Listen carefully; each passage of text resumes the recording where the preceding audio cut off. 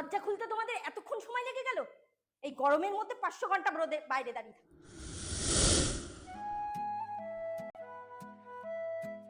আচ্ছা, আজকে তুমি থাকবে তো? হ্যাঁ, থাকবো তো নিশ্চয়ই।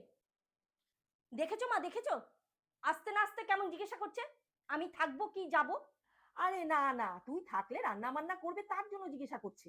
আচ্ছা, এই বাড়িতে থাকতে গেলে কি ওর পারমিশন নিতে হবে? আচ্ছা মা, কেমন হাত কাটা কুর্তি পরে ঘুরে বেড়াচ্ছে দেখতে পাচ্ছ? ও তাতে কি হয়েছে, ও তো ঘরের মধ্যেই আছে। আর যা গরম পড়েছে। ও, গরম শুধু ওরই একা লাগে? থাকতো আমাদের শ্বশুর বাড়ি, সারা দিন শাড়ি পরে কাজ করতে হতো, বুঝতো তখন। আর শোনো মা, তুমি না বেশি মাথায় তুলো না, তারপরে দেখবে আর মাথা থেকে নামাতে পারছো না। আমি আর কি মাথায় তুলছি, ও তো ওর বাপ মাকে ছেড়ে এই বাড়িতে এসেছে। মা, বৌদির হাতে অত মোটা বালাটা কিসের গো? কেন সোনার? সোনার? কে বানিয়ে দিয়েছে? দাদা? কে আবার দাদা? বাবা, সোনার কত দাম! হ্যাঁ বানিয়ে দিয়েছে।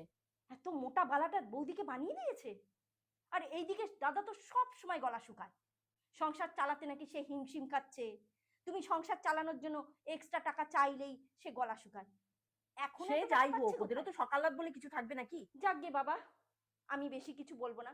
তোমরা যা আশকারা ওকে দিচ্ছ না, বুঝবে পরে। আমি বেশি কিছু বলবো না, বললেই তো ভাববে বিবাহিত ননদ সব ব্যাপারে এসে ফোড়ন কাটে। আমার কি দরকার এত সব বলা? আরে মা, কোথায় যাচ্ছে গটগট করে ও? আরে ও পড়তে যাচ্ছে। পড়তে? বাবা, বিয়ের পরে পড়ছে? আর তুমি সেটা অ্যালাউ করেছো? মা, বেশি আশকারা দিও না কিন্তু, বলে দিলাম। এরপরে ও আর তোমার সেবা যত্ন করবে না, তোমাকেই উল্টে ওকে সেবা যত্ন করতে হবে। দিদি ভাই তুমি বিরিয়ানি খাবে? না, আমি বিরিয়ানি টিরিয়ানি খাবো না। বেশি করে রান্না করেছে, এখন খেতে পাচ্ছে না, দিদি ভাই বিরিয়ানি খাবে? না না, কবেকারের না রে, আজকেই বানিয়েছে। এই মা, তুমি না ওই মেয়েটার সাপোর্টে এত কথা বলো না। এই তোমার আশকারাতে কিন্তু বউ নষ্ট হবে, আর তোমরাই বউকে আশকারা দিয়ে নষ্ট করো। আর তোমরাই বলো বৌমারা না দেখে না। দেখবে কেন? এত আশকারা যদি পায়, দেখবে কেন? ঠিক আছে, যা ভালো বোঝো করো। শোন মনা, বৌদির সাথে এত হিংসা করতে নেই। বৌদি পরের বাড়ির মেয়ে, ওকে আপন করে নিলে ও তোকে আপন করবে। তোরা সবাই মিলেমিশে থাক, দেখবি মজা পাবি, সুখ পাবি, আনন্দ পাবি। সংসার মানেই সবাই মিলেমিশে থাকা। জানি না এই কথাটা তুই কবে বুঝবি।